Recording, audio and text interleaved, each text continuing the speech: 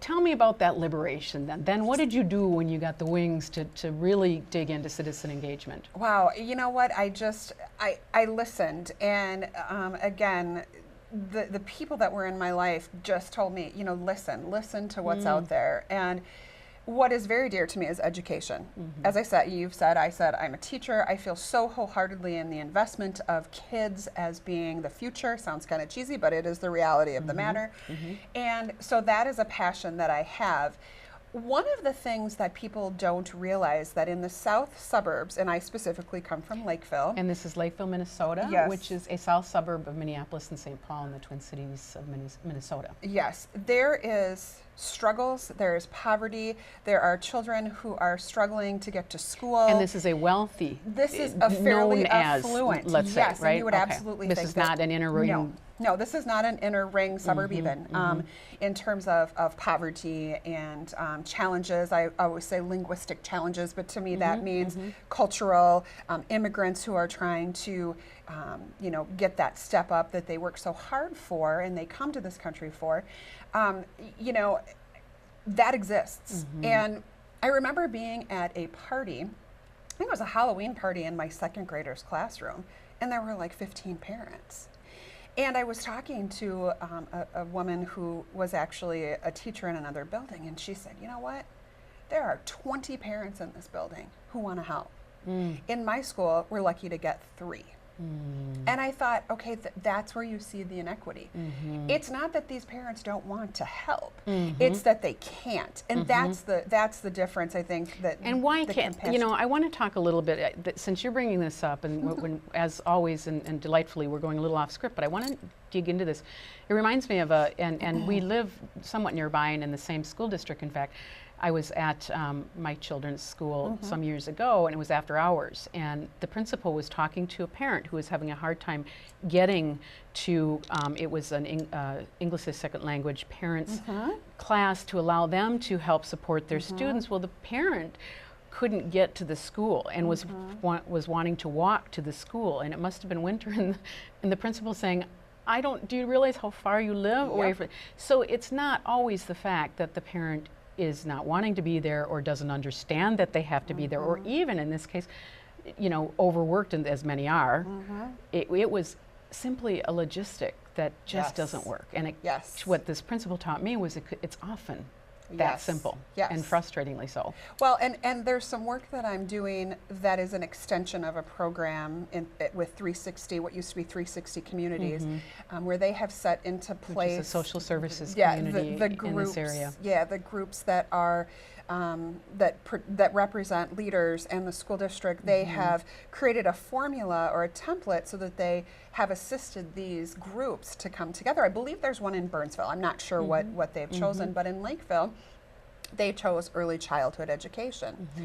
So it's a very large group of individuals, and they started to pull in community members and people who were already doing things around the community, with really the primary goal of identifying what the concerns were, what are the barriers, and how can we bring different community members, whether they are a community bookshelf like my group, whether it is Rotary, whether it is business owners, to see what they can do. You don't want to rebuild the wheel. It doesn't make any sense. And so this particular group addresses, you talked about transportation. That's one of the things that our small group addressed. Parents in these neighborhoods don't have the ability to participate with their kids in many cases. And I've gotten to know a large amount of families in these neighborhoods, and I can honestly tell you, it is not for not wanting. It is logistically so difficult for them for lots of reasons. So that's a myth I wish we could dispel. So let's talk about community bookshelf, because I bet you that's woven into these solutions in some fashion or form. So tell us about community bookshelf in this known as affluent suburb that has also the realities of having some poverty, having some differences in culture and transportation, whatever the issues are. So when did you start it? Why did you start it? How's it going? Well, It started with a friend of mine. Well, I should back up. It started again back with Steve, who was a great mentor for me, who talked about let the things that are issues come to you because they will come to you, and very much in a spiritual sense was his his take on it, and it was for me as well. And so the story that I told you about all of the parents, that I think that was one of the beginning points. So paying attention to that. Yeah, and in allowing your mind to kind of simmer with some of this stuff. Neat. And so we were talking, a friend of mine who teaches in the district, Lene Anderson is her name, we were talking about just on a friendship basis, wow, is there any way to get any tutoring programs started? Is there any way to make sure that the kids in these neighborhoods that are struggling can have some help? And she kind of fly by night said, yeah, there's lots of options, and we talked a little bit. And then she started talking about how she would come into these neighborhoods where kids didn't have access to books. And I know that teachers will go into They neighborhoods do. in They the summer do. and on Yes. their own time. And I believe at least some, if not all of it, is volunteer. It all is, yes, And they will absolutely. go into apartment buildings where there's a concentration of population of kids that could use some support. Yep. So I'm guessing that maybe that was her experience. It She's was. actually got this experience, but she's realizing, okay, the teachers are ready and want to support, and the families are willing to have the support, and yet there's this missing link. That's exactly what happened, because the community that we went into, the neighborhood was Queen Anne, which is a manufactured home community. Okay. And a lot of their kids came from that community, and she had worked with a lot of those kids. So she and her own children took books in and gave them ices, which really works, I'll be honest with you. Absolutely. Straight sugar and books, what's not to like? I know. We now bring fruit in. That's been an evolution, and that works as well too, actually, believe it or not. But so we were talking, and I said, wow, you know what? This really might work. Let's just put it out to our networks and What see might what work? happens. So you're going, well, what? So the what are you idea saying of that? taking books into these communities, because these kids didn't But have not access. just you and Linnea, but Well, no, it started with just you two. Linnea. Yeah, I mean, it started, and I said, I'm just going to throw stuff out to my network. And she said, I'm going to do the same thing. So we set a date. We talked to the manager of this particular community, Queen Anne. Her name is Tanya. She was wonderfully supportive. We said, we just want to do this. We've heard that kids are not getting to the library. They need to, read. She said, fantastic. So we picked a date, chose a date, and kept communicating via email, and asked people to donate used books. That's an important part of this whole concept. Used, but well gently cared for. used and well cared for and loved books. Loved, yes. Because this is about sharing. This is not about we are giving you something because you don't have it. I'm so sorry, but this is, I mean, it's the kind of we they reusing concept. yeah, I love it. It's, yes. it's the idea that you share things when you have. Well, I remember extra. donating some years Yeah, ago and yeah. thinking, my kids, this solves a problem. It solves that problem in the bookcase of my home where we've got all of these, picture books, and my kids have moved on. Yes. And, it also solved the problem of mom holding a little too closely onto those books and They bring giving memories, them. And don't they? but no, to your point about sharing, I remember going, well, this is great because somebody else is going to love the books. Exactly. That was an impetus for and me. you know what? That brings community in because they're giving the books, and so that is their step into community. Do you see what I'm saying? Yes, so absolutely. there's all these different layers and different levels of participation that people are able to give. And I kid you not, 3 weeks in, so we probably put the email out the end of May. 3 weeks in, I had 1,100 books in my dining room, which provided lots of logistical difficulties in my house. Pizza for But, dinner? yeah, exactly. But so awesome. Like, I was so blown away. And that just feeds you. Yeah, I mean, that when you see that, it's just, you just go, oh my gosh, this is so awesome. So what happened is it just took on a life of its own. Okay, but I want to talk for a minute about this because this is what WetheP is about, is this feeding effect, this social contagion effect, when things, you kind of put yourself out there and then you're kind of blown away at the reaction, at the positive reactions. Oh, yeah. There's a lot of negative reactions out there, but when that positive thing goes on, you just go, there's hope. Yeah, There's hope in absolutely. humanity. I have Absolutely. hope, and they're giving me hope, I bet you, when you were Yes. seeing these books. But I also know that it's, or what you're an organizer, and being an organizer is a special skill. I think that you did some things a little differently than others might have done. And do you ever reflect on what you did that might have helped that be as successful? I mean, I think I had the ability, or I have the ability to communicate well with people. So it was not a scary thing for me to go into these neighborhoods and not know anyone. Oftentimes, the first couple years when we would come into these neighborhoods and there were maybe 15 kids and I knew there were 15 more out there, we would just walk around the neighborhood, knock on doors, wherever there's kids some would stuff, say, knock on the are you door. crazy? Yeah, oh yeah, well, I'm aware of that. And how did you handle that?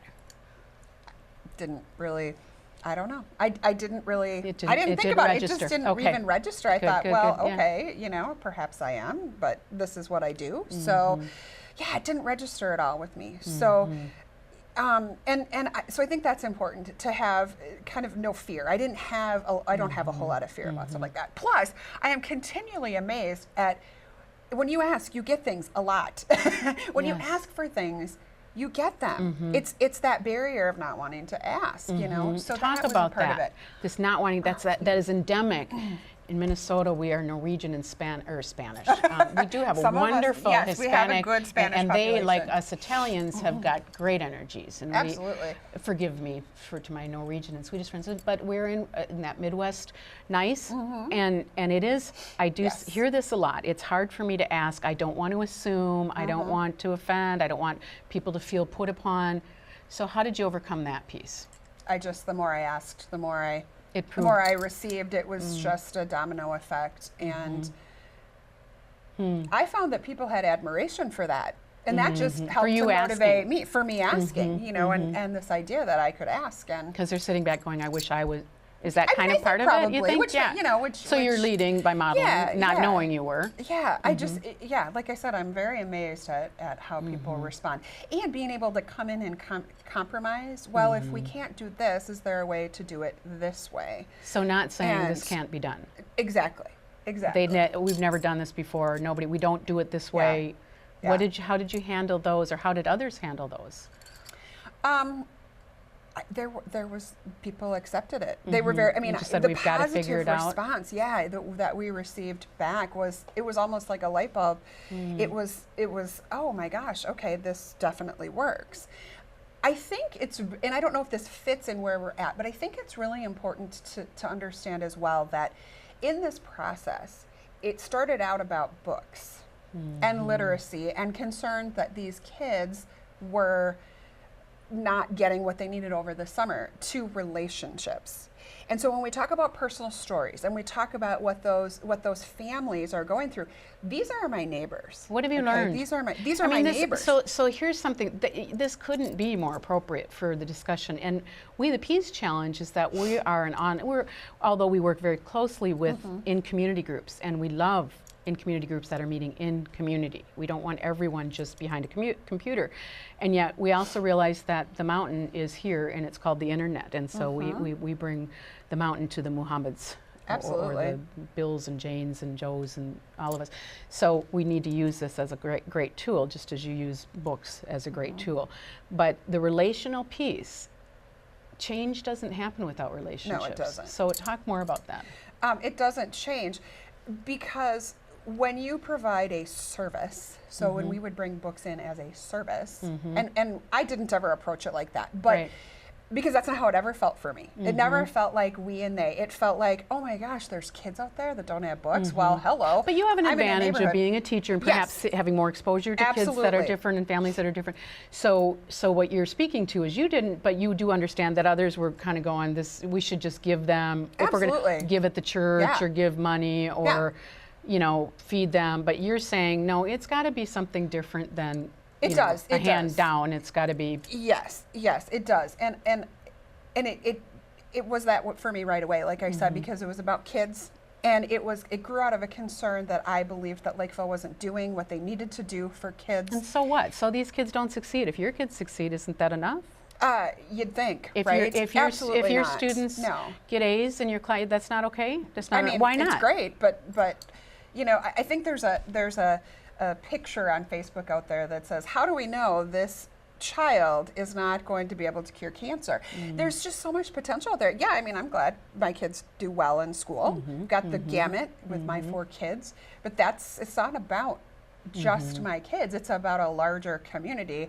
Because if I get really philosophical, that is what democracy is about. That is where it is. I mean, education is so key to the whole process. What do you see in third world countries? Their lack of education. You talk about Afghanistan and the women there, or Malala, and you look at those resources that aren't being tapped into. Student is the Afghani student who was stoned for wanting education for girls in Afghanistan. So it's and we're global now. So it's not just about my kid in my neighborhood. It is about Lakeville as a whole. And I think in that vein, people were so surprised to find out that there was hunger, that there was the language barrier was truly a barrier. People don't have an appreciation, I don't think, in Lakeville. And again, with all due respect to Lakevillians, right. It's not about it's not something that's really recognized.